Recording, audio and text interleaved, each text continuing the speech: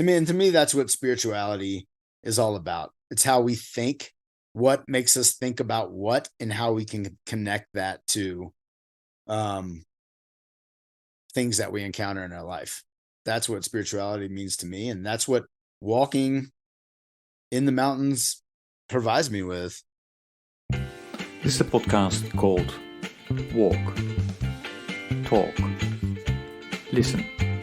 An attempt to connect people and make this world a bit better by sharing opinions and experiences based on the belief that everyone's perspective is true, albeit partial. My name is Maurice Blom, and I would like to welcome you to yet another episode of Walk, Talk, Listen.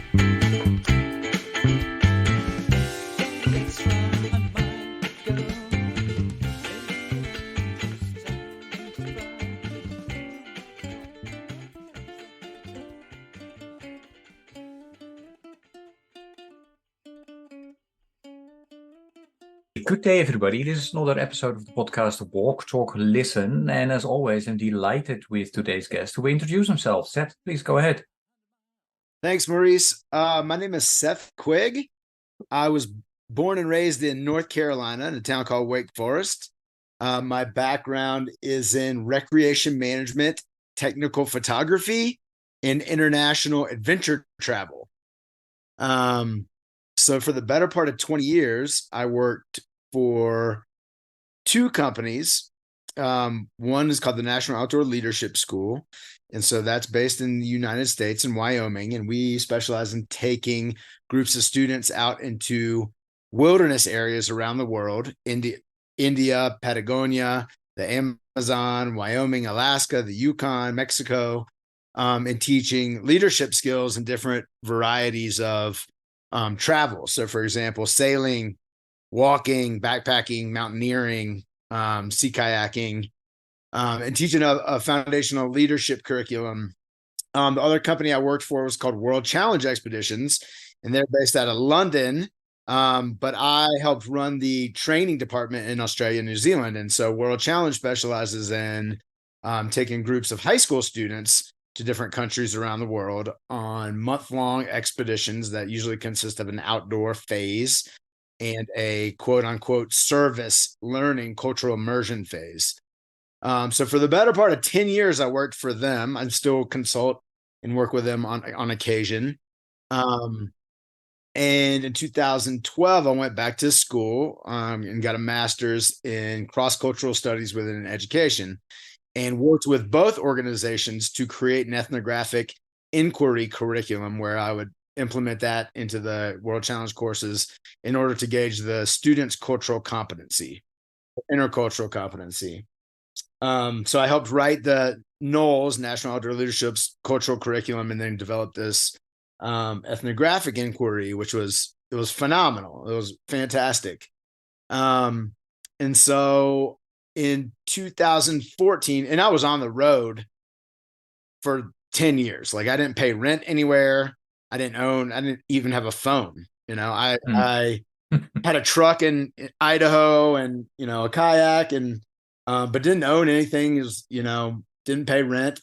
2015, I moved back to North Carolina, and was teaching a class at the university, Lees McRae College, an outdoor education course, and was sitting in a WOOFR research, wilderness first responder, which is the medical certification that you need to lead trips, and met a guy and I had just got off the Grand Canyon. I led a river trip on the Grand Canyon and just returned back to Asheville and was sitting beside a guy who was starting a company. It was kind of like a glamping type hiking company. And I, was talking to him about that. I was like, oh, well, I can do that. And so I started working with him and we started killing it. Like we ran 40 trips that year. And so what it offered me, it was better pay, shorter amount of field time. And I could actually like have a house, pay rent, have a partner, maybe get a dog, open up that whole like residential type of living. At the same time, I got back together with an ex-girlfriend from undergrad at Appalachian State, and she moved out and she was working in Colorado. And so I at that time I was also working in Ecuador. So came back from Ecuador, got in my truck, drove to Colorado, and ended up writing the owner of the hiking company a proposal to start an international branch. And so we created an international branch, and it took off. So we were running trips in Chile and Patagonia, Nepal, Tanzania, Vietnam, the Alps, Canada, all over the world. And so I owned this company. They brought me in as a partner as well. Yeah. And so I was owner of this it became a travel company. At first it was just a domestic hiking company. And I ended up making up a travel company. And so, yeah, in like 6 months, I was kind of like a international vagabond leading expeditions to, having a girlfriend, having that dog, being a business owner, living out in the mountains of Colorado. And it's quite powerful how that manifestation came through. And so, yeah, for the better part of 4 years, 2015 to 19, I led a lot of the expeditions, right? So I would travel around and make sure they were off the ground, make sure everything was going good.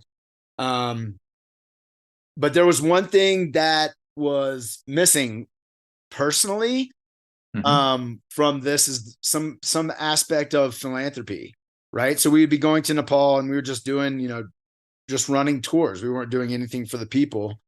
And that's something that I had gotten through World Challenges. Like, man, if we're traveling to Madagascar, Borneo, wherever, we should be hosting a cultural immersion experience with a community to do something good. And so the summer 2019, I met John Salsinger and Sunga Jung, the founder and CEO of MPOWERD, at the outdoor retail show in Denver. And just for the listeners, a reminder that Sunga has been a guest on this podcast as well. So if you haven't listened to the episode with her, I would definitely recommend it. She's an absolutely great person, remarkable. So go on, Seth. Yeah, she's fantastic. So I met those two, summer 19, and was smitten with them. Loved the energy they had. Loved what they were all about. So MPOWERD creates these solar lanterns. And so we ended up co-branding 2 expeditions. The first one was in association with Backpacker Magazine as well, where we took 15 of our clients. We worked at a school for 4 days and deployed over 300 of the MPOWERD Lucy lights, the solar lanterns, because, the school is completely off the grid, no electricity. And then we took the guests on a 13-day trek. And then subsequently, we raised $20,000, put a solar panel on a Maasai school in northern Tanzania, while taking my guests, and we deployed over 900 of the Lucy lanterns and mobile chargers. The kids live like 10 kilometers away from school, so they have to walk there and back. And usually at nighttime, it can be dangerous. So, we deployed those lanterns and then took the guests to climb Kilimanjaro. So it was this kind of adventure philanthropy model, which was wildly successful, and it felt right to me. It wasn't completely in line with what my partner wanted to do at the time, but it was what we needed to do. It's what I think it makes sense to me. So I got back to Colorado, January 2020, ended up selling the shares of my company like 2 weeks before COVID, which was quite serendipitous and lucky in reflection.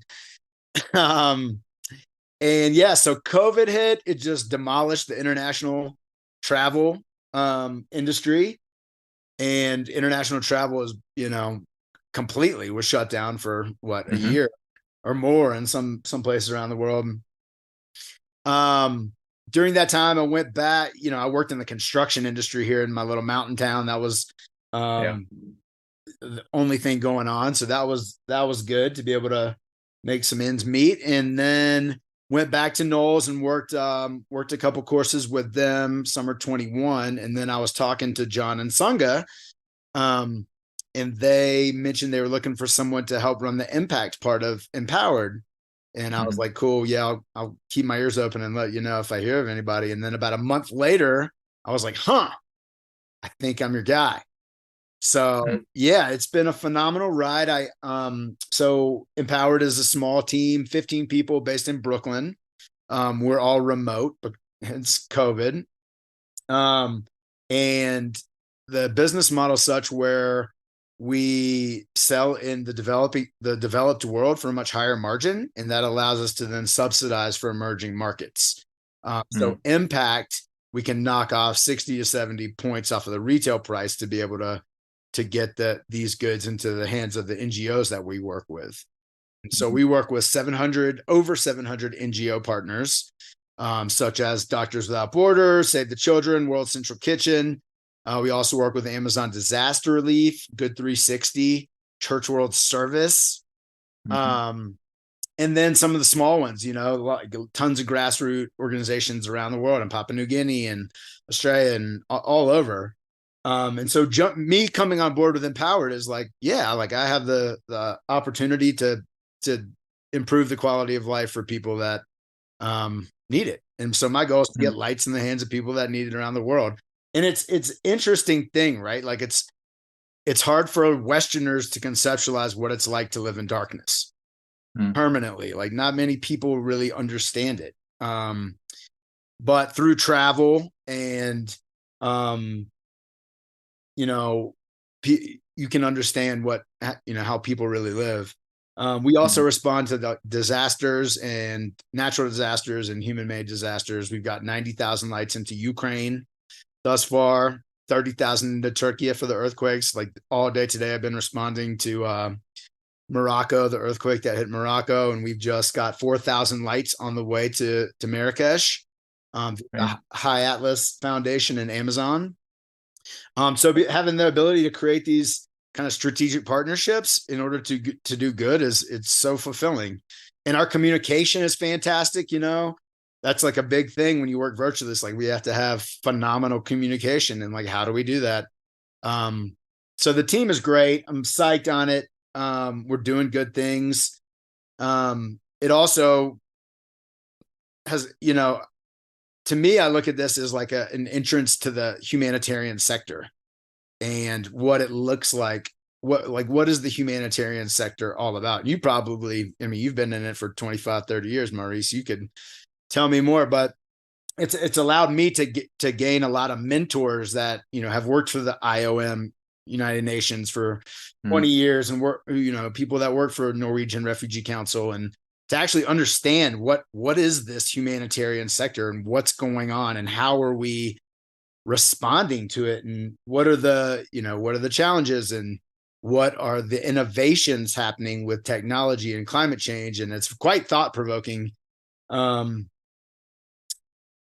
And so that takes up the majority of my time. I have an amazing partner who's in law school, and I have my finger in the travel industry. I'm a member of the ATTA, the Adventure Travel Trade Association, which is kind of the governing body of international travel and tourism. And kind of been watching it and have a lot of contacts and understanding the challenges that industry is facing. But my partner is helping me launch a new company that's called the Karuna Project. And so Karuna is the Sanskrit Nepali word for compassion. And so the vision of the Karuna Project is to bridge the humanitarian sector with tourism, with the travel and tourism industry, and how we leverage both of those to then make a positive impact on the people where we take tourists. So we have a first expedition in Nepal in November, got 15 guests, and I support this school outside of Kathmandu. And so we will be visiting the school. I also have this little side apparel company called Himalayan Mountain Gear. And so I sell puffy jackets in my town to businesses, and then we co-brand the jackets, and then 50% of the profit goes to the school. And so we're doing a needs assessment in October, November of the school, and seeing what they need, what they want, how this can be sustainable and responsible. And then, we'll visit the school, and we haven't quite figured out how to exactly to deploy the funds. It might go to an NGO. We're still still doing our due diligence on that. But then we're going to Everest region on a 2-week trek over the 3 passes there. And so that's the beginning of the Karuna project, and it's got wild demand. Yeah, we've got a lot of demand. People are all about it.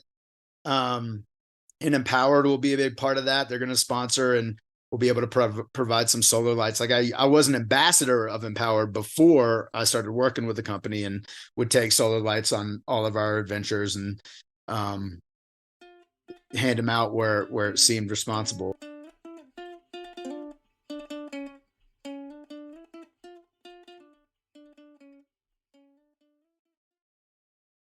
That's pretty amazing. That's a lot of stuff. I mean, I think, a lot of the listeners now are kind of, where does he find the time?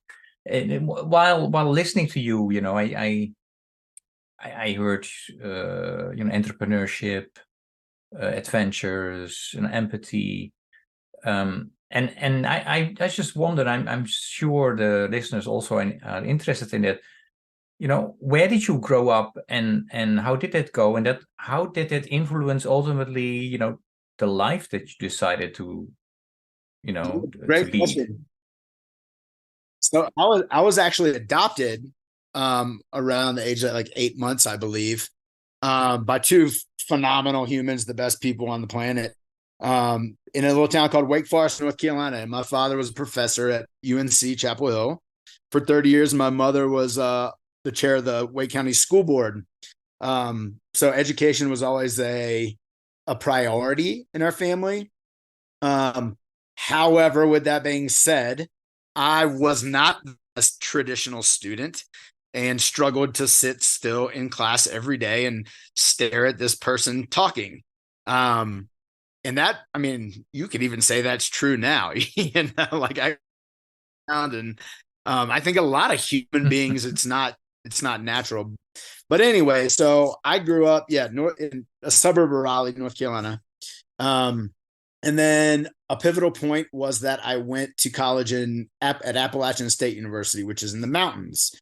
So there I started like getting more into the outdoors and hiking and camping and river sports. And so my sophomore year of university, I did a semester abroad with the school that I had taught for, NOLS, the National Outdoor Leadership School.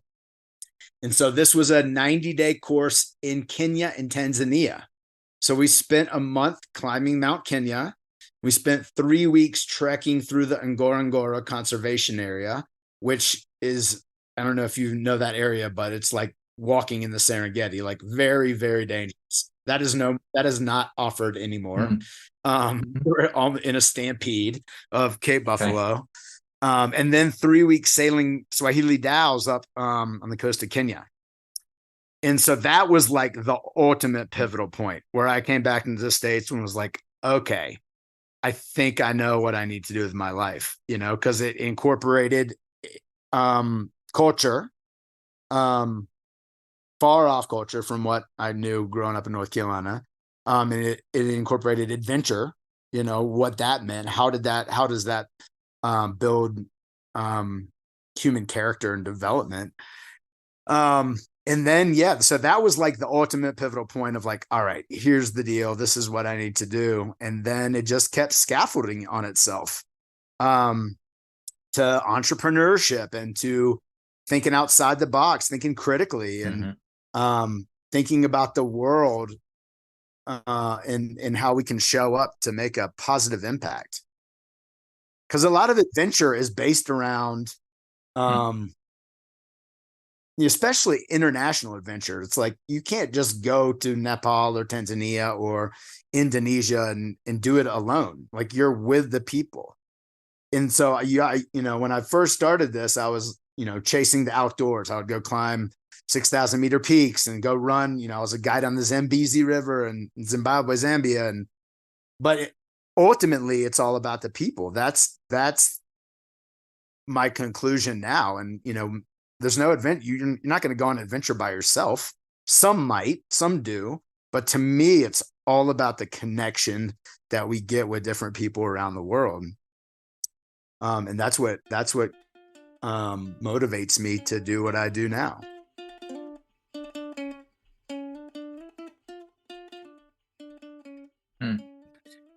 No, so that's, it's fascinating. So tell us a bit about these tours. So how do you find people then? And yeah, how do you work then the group dynamics? That's also important, right? Because it's not the normal walk through the park. I mean, you're going through remote places, and so people need to be fit, and yeah, tell a bit about it. So I leading these trips for World Challenge and NOLS for the 15 years, I started developing relationships with people all around the world, and those people run businesses. And so the whole international adventure travel model is B2B, right? Like I'm not going to go to Nepal and incorporate a business. I'm going to hire my friend's company. And so what it looks like is I hire my partner's company, and then I add my value, and that's how we sell and get clients. And so a lot of the value is in my past experience and in, like you said, group facilitation and what I bring to the table, bringing authentic connection, connecting my clients with local people. But yeah, it's not a walk in the park, and a lot of things can go wrong inherently. One of the biggest and most foundational aspects of running expeditions is talking about expectations up front. What I expect of my guests, what the guests expect of me, what do we expect of each other. Really getting that out there, and that's it's more important with students. So then you can go back after the expectations aren't met and say, hey, remember when we talked about this and signed this document? But the majority of my adult clients are easygoing. They want to have fun. They want to connect. They want to be awed. They want to work hard, but they don't want to make decisions, right? And so decision making and risk management is something that a leader needs to have if leading these types of trips.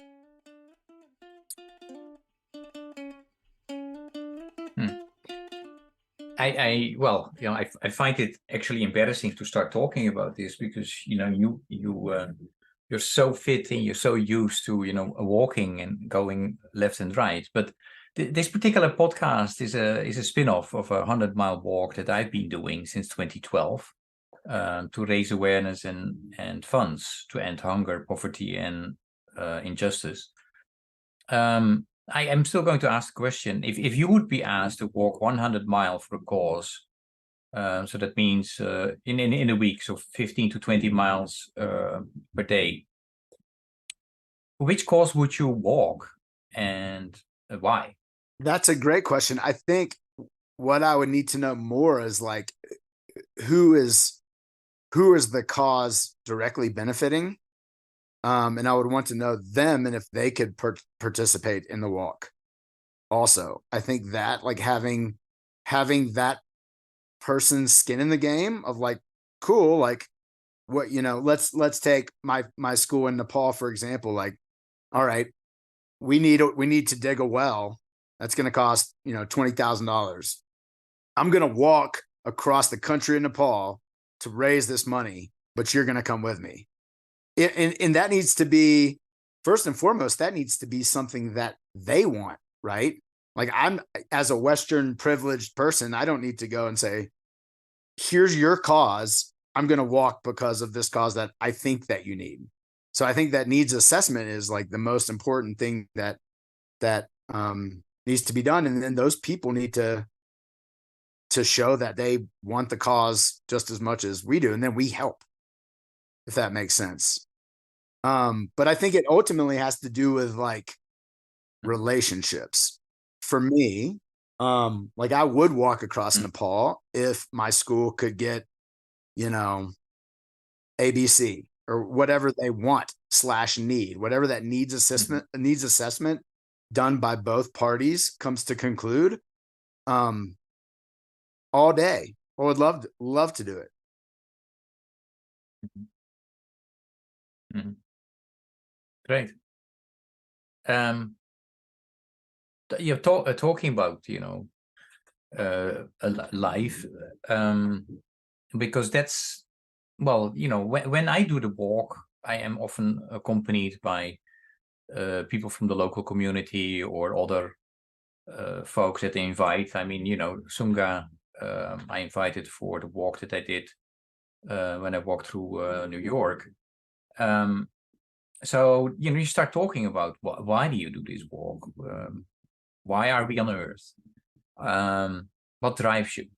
And so many of those conversations that start while walking, and also virtual walks, they are about religion and spirituality. They end up about that particular topic. And then also, what is the next generation doing? Oh, they are not that religious. Yes, they are religious. Others say no. The others say because they are more spiritual. They don't really believe in institutionalized religion. And so my question to you is, what do you see happening among youth in your community in relation to Yeah, religion and great question. spirituality? I want to talk about the first part of what you said though, with walking. Like walking is one of the most cathartic and like awe-inspiring things that human can do, and it's so natural for humans to walk. Like that's what humans are made for, right? And so, are you familiar with Mihaly Csikszentmihalyi's theory of flow? Like a lot of times we get into this flow state where we can really start to think critically and you get to the point where you're so present in the present moment, managing risk, making sure you're stepping right, that nothing is impossible, especially when it comes to like walking in the mountains or, mountaineering or climbing or something like that. Skiing is a great example.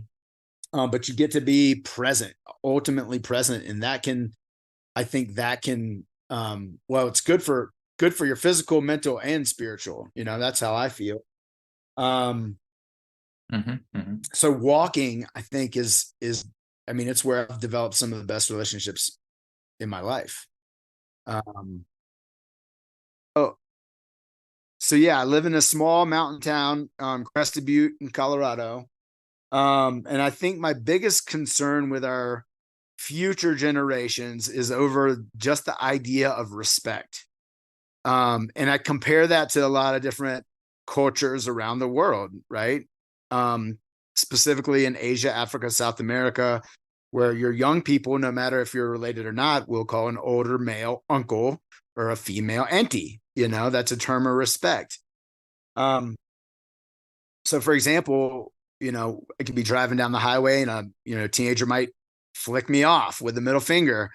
And just the overall absence of respect, I think, is my biggest concern with our future generations. And we're a new country, right? The United States is born out of entitlement from Great Britain, and we're entitled. We're entitled to think that my way is the right way and that everybody else's is wrong if you disagree. And we don't have any kind of cohesion in that. And I think that leads to disrespect. And now you implement technology into the fold, and what goes on that with, social bullying and people, can be disrespectful as it's okay. And I think that's a big concern. And so one idea that we're pursuing is to run trips through the Karuna Project to Nepal with our school here, with the Crested Butte Community School and the Gunnison Valley Community School. Because all the kids here, they have the nicest skis and the nicest bikes, and they drive the nicest cars, and yet a lot of them are in therapy, right? And then you look at my students in Nepal, and a lot of them have hardly any monetary means, but they have culture and they have respect and they have spirituality and they have happiness for the most part. And so the idea with the Karuna Project was to create an exchange program where we take our students there, and then with the reciprocity, we bring the Nepali kids here. For any rural Nepali kid to be able to come to the United States is a game changer in their life and trajectory. It could be that pivotal point that I was so lucky to have when I was 20 years old.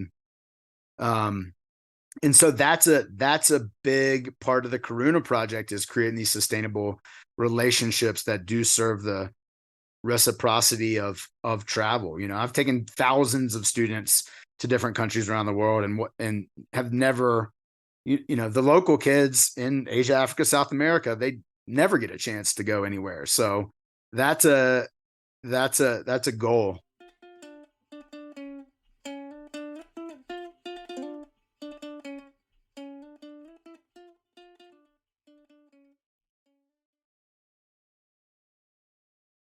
No, thanks for sharing that, Seth.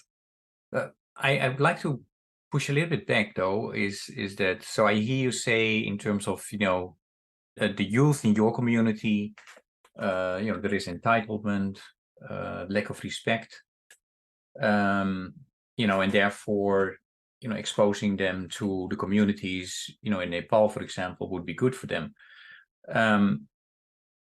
But how? But my question came out of in terms of how is it with youth and spirituality and religion? I did hear you say, the youth in Nepal have spirituality. So you don't see that then with the younger So, generation and in I your should be really community? clear, like our community is awesome and our kids are awesome. And those are some of my concerns, but Hmm.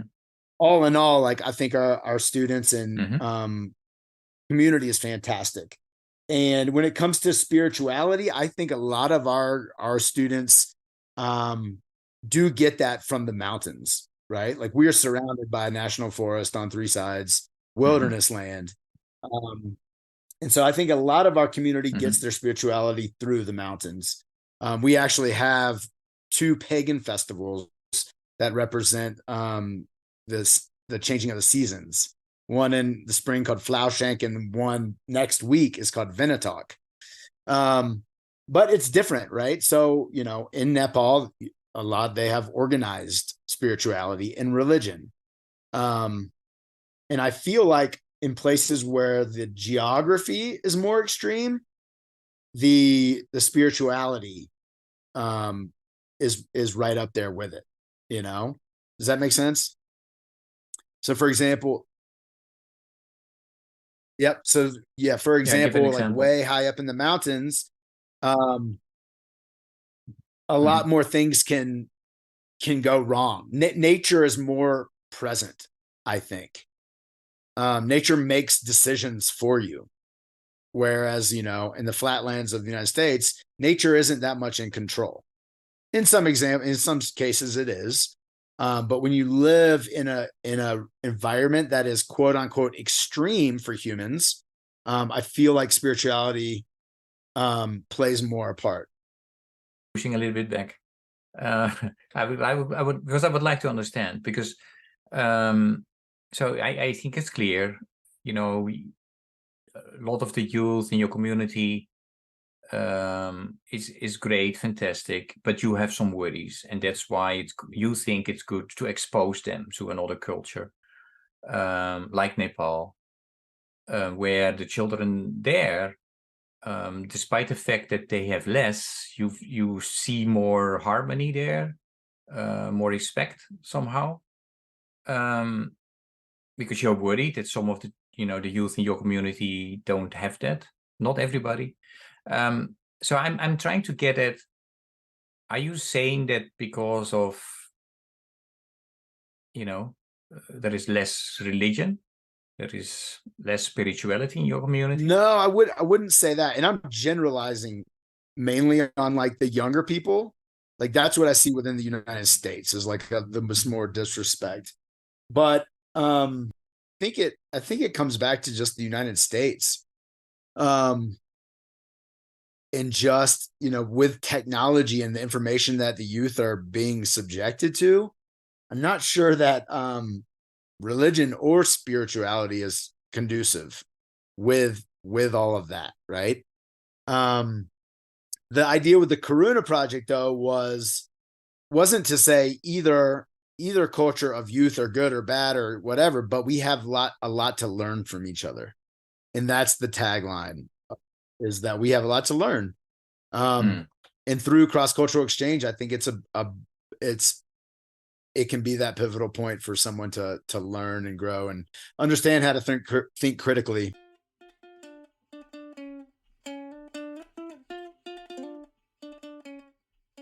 No, let me piggyback on that, and because I think what you're getting at, if I understand it correctly, and I did my homework a bit, is that you're trying to connect communities. In this case, young people from the US with younger population in Nepal, and you think that through connection, there can be mutual learning, and more mutual respect, etc.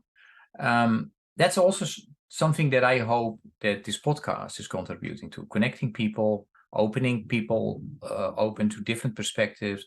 Maybe at the end you don't agree with Seth, but at least you understand where he comes from and his story. So what I try to do with this podcast is also kind of have a question where I connect you with the previous guest. So I would like to ask you that to share that question with you. To the next guest, I'm going to ask him or her, what are you doing to put a dent in the universe? Great question. I think, yeah, what I'm doing is exactly what I'm telling you. I think just day by day, living as a role model of for empathy and for compassion and for learning and understanding is what this world needs. Like, I think if we could solve those problems within humanity, we would be a lot better off. And so, yeah, I think through the Karuna Project, we're doing that. I think through Empowered, we're doing that. And yeah, being a force for good.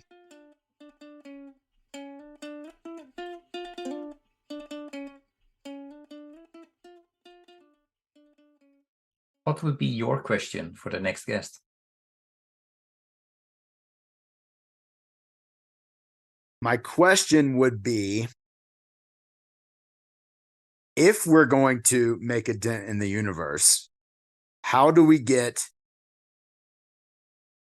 a massive amount of people to walk around the planet for a certain cause? I would like to go to something small, and that is Steve Hartman of CBS in the US examined, or is still examining, how one simple act of kindness creates a ripple effect. And so I have two questions around it. What are your thoughts about a simple act of kindness? And then the second part of the question is, if I would ask you to come up right now,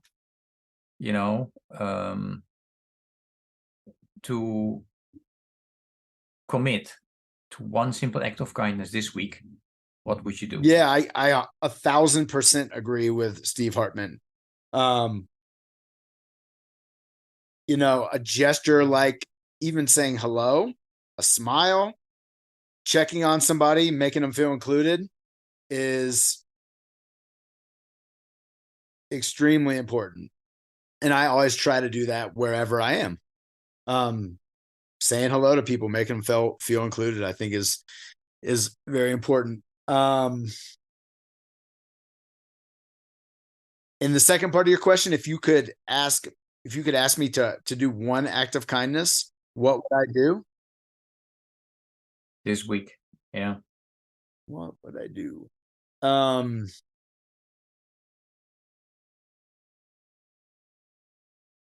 Probably check on one of my friends who is a paraplegic, and take him out for dinner, because I know he's going through a hard time. Great. Great. I hope you will do that indeed this week. Listening to you is you really, besides the travel and running a business, you work for a B Corp, so that is already, a different type of company than the usual business, right? So you really try to make this world a better place. I think you've explained that to us. Now the world, sat together and said, okay, how can we make this world more sustainable? how do we do that? And as a result, they came up with 17 sustainable development goals.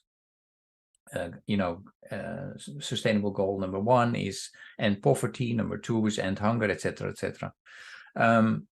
So I always ask my guests, have you heard about these 17 sustainable development goals? And if you have heard about those 17 sustainable development goals, what do you want the listeners to know about them?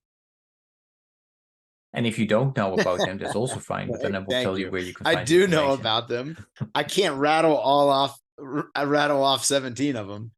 But what I do know about them is that they're governed by the UN, and that they're a guideline and to help us move forward in a better way.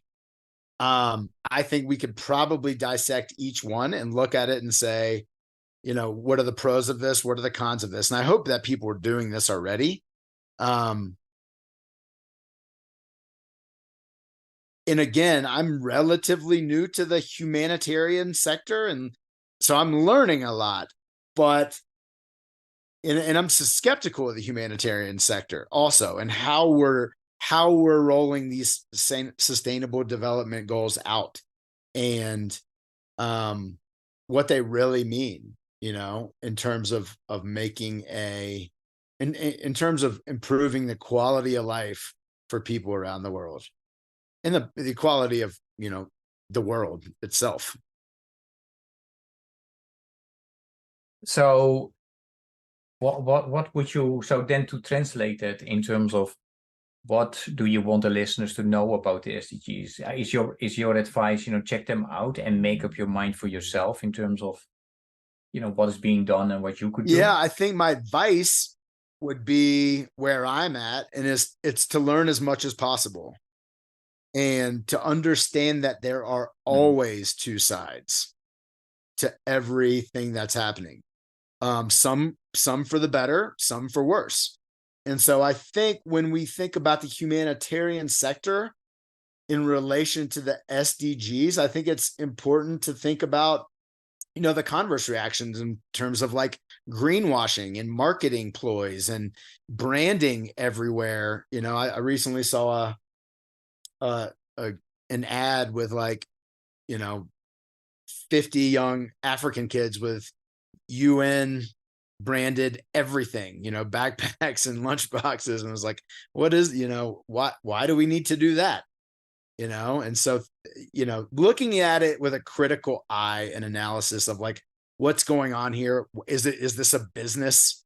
Are people, how much are CEOs at the UN making, if they even have CEOs? Just to examine it with a critical eye. And but on the opposite side, it's super exciting, right? Because we have technology, and we have these technological resources that we've never had before. So thinking about how technology can intersect with the humanitarian sector is really exciting, and I think it can aid people all over the world. And I have a mentor right now who's doing some projects like that. So yeah, there's a side for everything,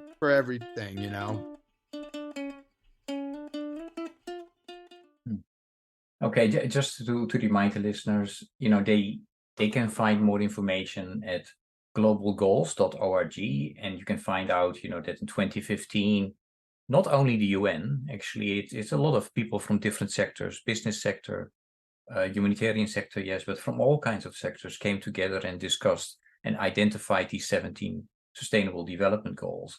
And in most countries, it's being implemented. And so what that means, for example, in my country, the Netherlands, the different municipalities are monitoring what all they are doing to contribute to those goals. And so it's not something that's only from the UN, it's something that we should own as a world. We're all interconnected, and I think that's something that we've learned during the period of COVID, right?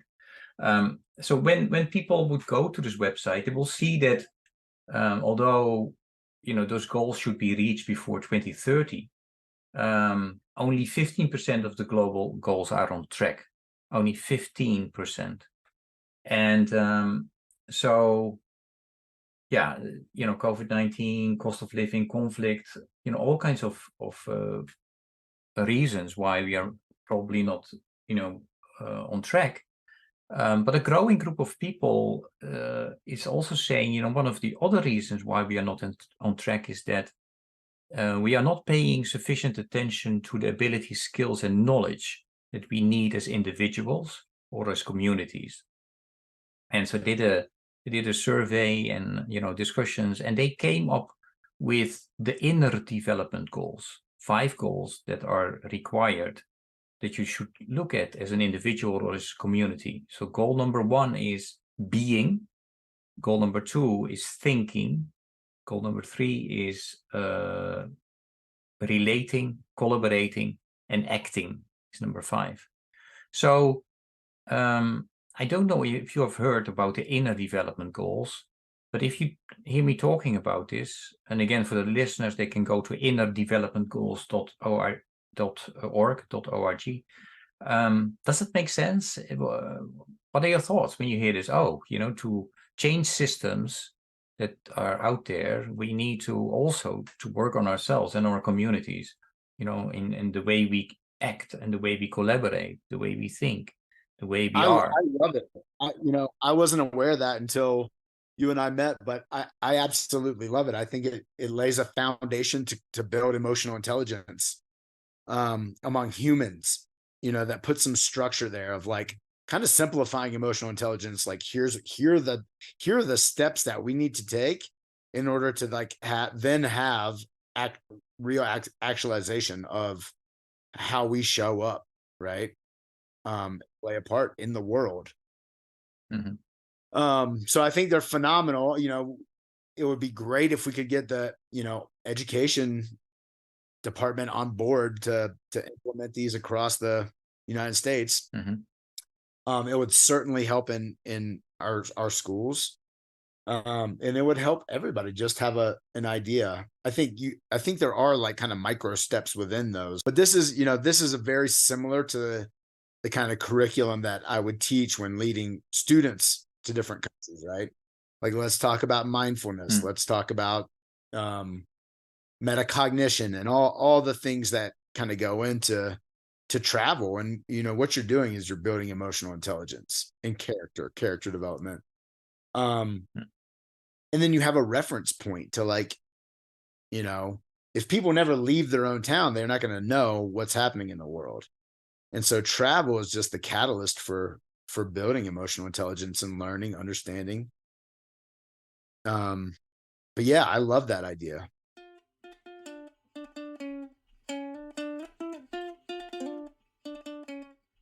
Seth, music is really important to me. So well, for you, the arts as well. I guess, if I looked at your bio and the stuff that you've done.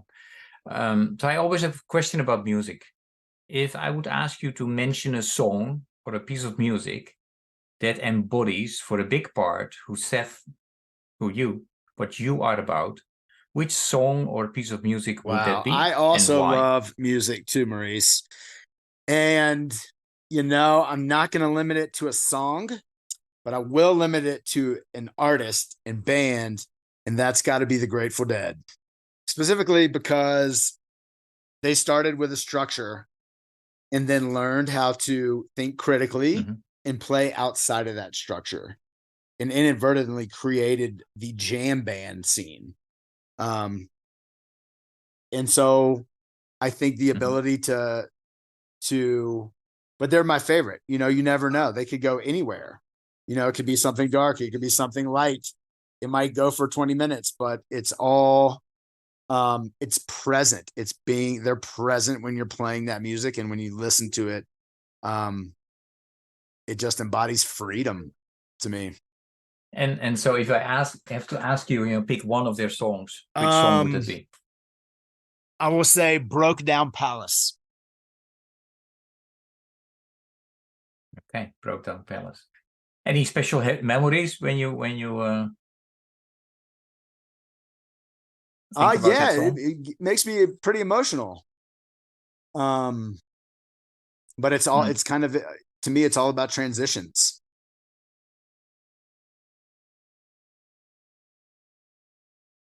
Okay. Just a reminder for the listeners, and I don't know if you are aware, Seth, but we made a special Spotify playlist. So all the songs that have been selected by my guest, you can find there. So that's hashtag Walk Talk Listen. When you go to Spotify playlist, and you will find songs that from the classical music corner to rhythm and blues, hip hop. Grateful Dead will be added now as well. So it's really cool, and I enjoy listening to that playlist because it reminds me, about the privilege and the opportunity that I had to talking with such a wide range of people. So if you have Absolutely. time, you should check that out. Yeah, any message, invitation, or question for the listeners? I think a message would be keep walking, keep focusing on the positive, and look for connections any way you can find it. To me, that's what spirituality is all about. It's how we think, what makes us think about what, and how we can connect that to things that we encounter in our life. That's what spirituality means to me, and that's what walking in the mountains provides me with. And if you want to go on an expedition to Nepal, please contact me.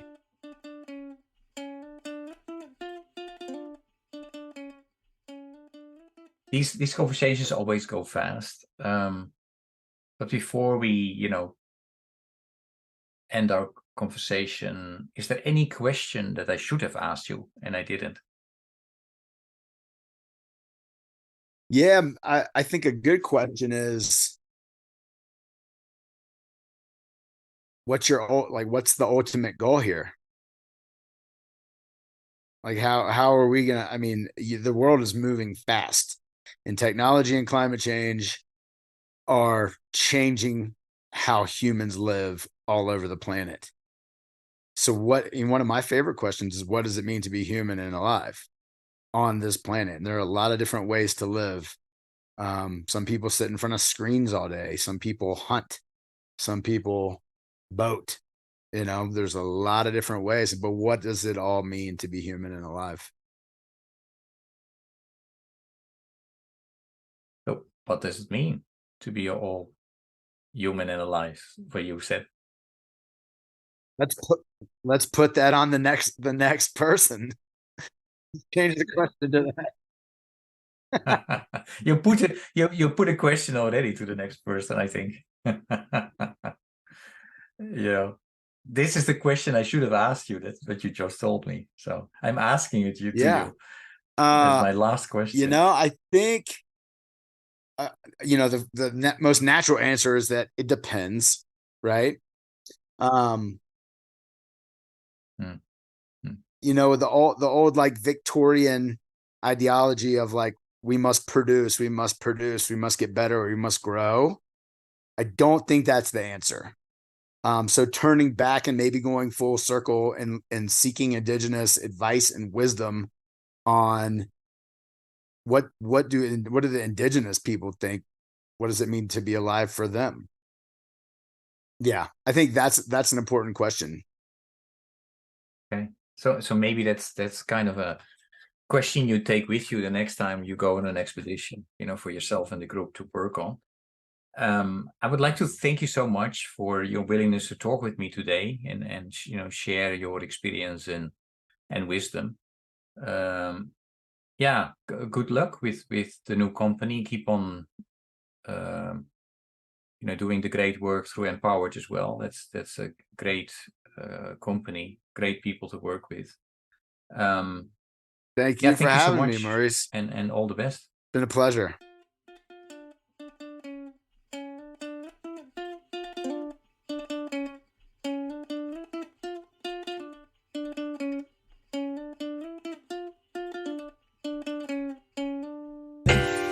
extra 100 mile.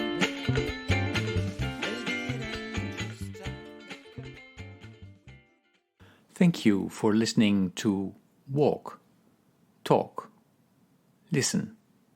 Please check us out on 100mile.org or follow us on Facebook or Instagram.